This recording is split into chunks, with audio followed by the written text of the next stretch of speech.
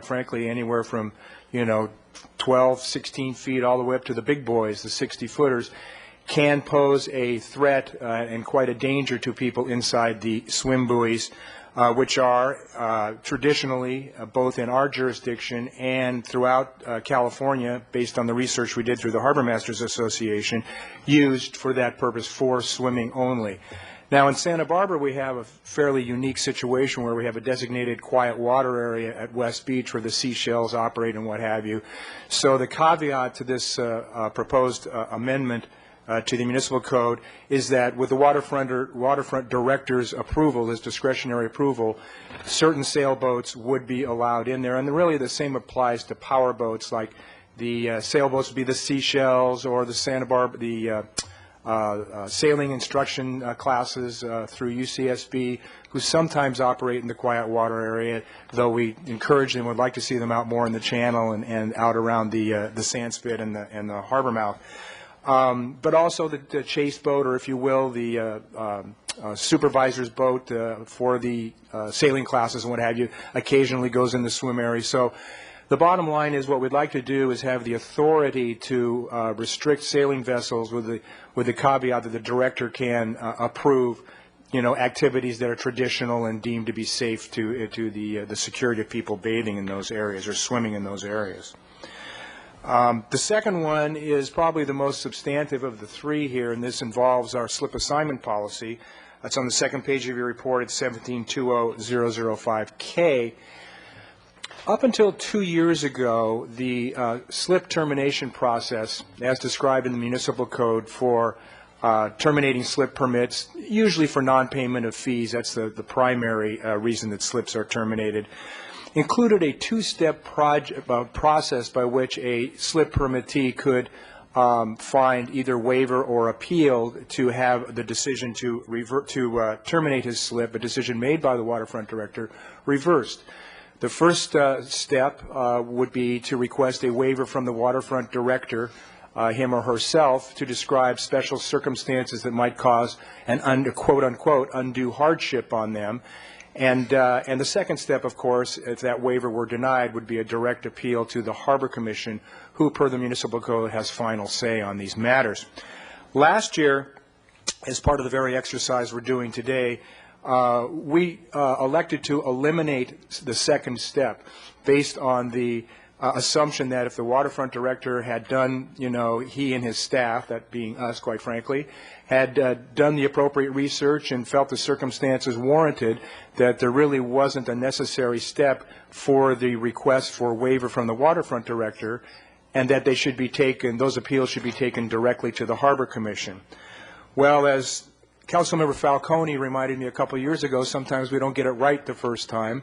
And as we've come to understand through further research and circumstances in the field, if you will, that even if it's only 1 or a 2% chance out of 100 that a slip permit termination could be reversed at the waterfront director level before being taken to the Harbor Commission, that it is not unwise to reinsert, which we have done or we propose to do this year, the language regarding that potential waiver. In other words, reinserting the language giving the director the discretion to hear a waiver before it goes to council. The one substantial change we have made to that is taking out the language that referred to undue hardship, which is so broad in its consideration, even the termination of a slip permit could be interpreted by any given body as an undue hardship. We've changed that to include language based on rooted in the notion that they can present any kind of information, facts, and circumstances, evidence, if you will, suggesting that the slip permit should not be terminated. And the final of the ones we're calling substantive changes involves the impound and relocation of vessels at 1720-220. Up until this year, there really hasn't been wording in the municipal code allowing us to deal with folks that come into Santa Barbara Harbor without permission to moor and tie up and refuse to leave. It's been problematic. It's been difficult for us. We can cite them after 28 days. But having a mechanism by which they cannot go down to their boat, like an impound mechanism, like with a car towed away and you can't get to your car until you pay the fees or, pay the citations or fix whatever you need to fix, has been a mechanism that we have needed, and both to deter this kind of behavior. It also applies to folks who did get permission to moor but overstay their 28-day allowable stay and just won't leave. Those are essentially the same kind of situations relative to this matter. It gives us an opportunity to not only impound the vessel, but also to keep it impounded until we get the fees that are owed to the city for those illegal moorings and illegal tie-ups, which quite frankly in the past has cost us many thousands of dollars, because when they finally decide it's up to them to leave, those that who have tied up illegally or overstayed their 28-day regulatory limit, it's been nigh impossible to get that money. So this way, at least we have the vessel impounded until we get the city gets what's due it relative to these issues. So, noting that the Harbor Commission last month unanimously voted to forward this for your favorable approval, that would conclude my report, and as I mentioned, I'd be happy to address any other areas of the proposed ordinance that you wish. Questions from committee members? All sounds rational to me. Yeah, Mr. Chair, it's pretty clear that, no, I did have a question on that last one. Oh, and that would, the impounding could include, because it says in the harbor area, it could include out of the water as well. Am I understanding that you have with this, you have the ability to remove the vehicle from the water, if that were the determination of the... Mr. Chair and Councilmember House, that's correct. We do have the ability to remove a vessel or place it somewhere else in the harbor district as part of this ordinance. It didn't say where it would go. It left it wide open. That's and correct. Discretion.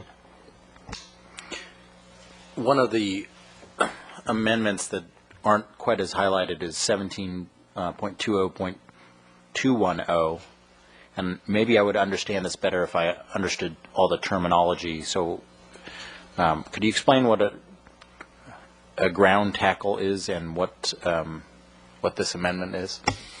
Mr. Chair, the ground tackle is essentially on a mooring. It's the mooring and all the chain and the anchor. The ground tackle on an anchoring system is essentially the anchor and all the chain and line leading up to the boat.